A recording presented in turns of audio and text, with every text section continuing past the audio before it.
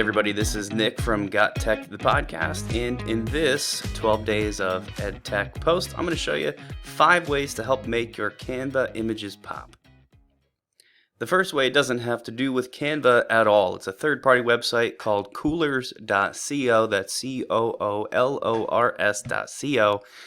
and it's all about picking the correct color scheme. This is an important step that a lot of people skip before starting a design. When you come to coolors.co, there's lots of stuff you can do. My favorite one is to simply click on Generate. That's going to take you to a page that will generate a bunch of different ideas for color schemes. If you don't like the one they give you at first, you can hit the space bar and it will automatically cycle through different color schemes until you find one you like. You'll also notice they provide you with the hex codes for those colors so you can easily copy paste them over into Canva. So now let's head to actual canva.com for my second tip, and that is to use the Canva provided templates. A lot of the times we feel pressure to make our own and start from scratch, but we're all not graphic designers and don't have time to be. So when you come to Canva and click in the upper right, create a design, let's say I'm having my students make an educational infographic, and I click that option. It's going to pull up a template for that, and then over here on the left-hand side, it's going to suggest a bunch of templates. And this is the case for pretty much anything you're going to be doing in Canva. It doesn't just have to be an infographic.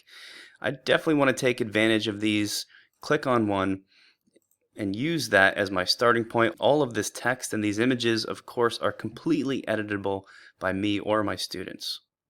My next tip is to make sure that those backgrounds of any added images get removed. Here's a picture of myself that I just took.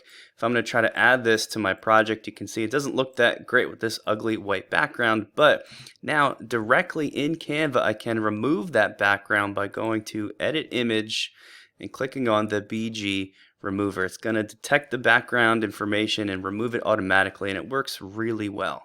So now I've got a much cleaner looking image that I can resize and move around and fit into my project however I want. My next tip is going to show you how to add a border to a removed background image. This can help it pop off the page even more. You'll go ahead and click that image and go up to Edit. Canva calls this one of its shadow features, so I'm going to click on Shadows and then on Glow. It's going to automatically add a light glow around my picture.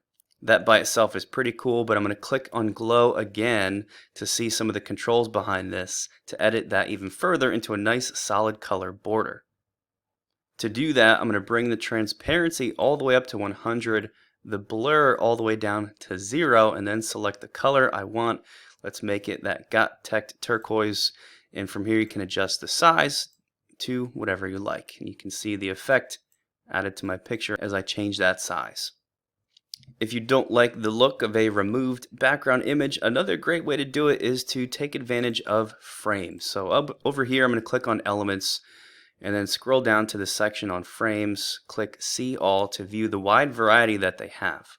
So a frame means that any image I drag on top of one of these shapes, it's automatically going to crop that image to match that shape. So I'm going to scroll down here and see some of the options. Let's say I like this sort of marker scribble effect frame, click and drag it over.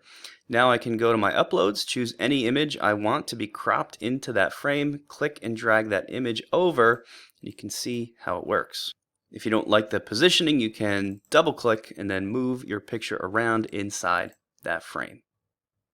And that wraps it up for this 12 days of EdTech video. Thanks a lot for watching.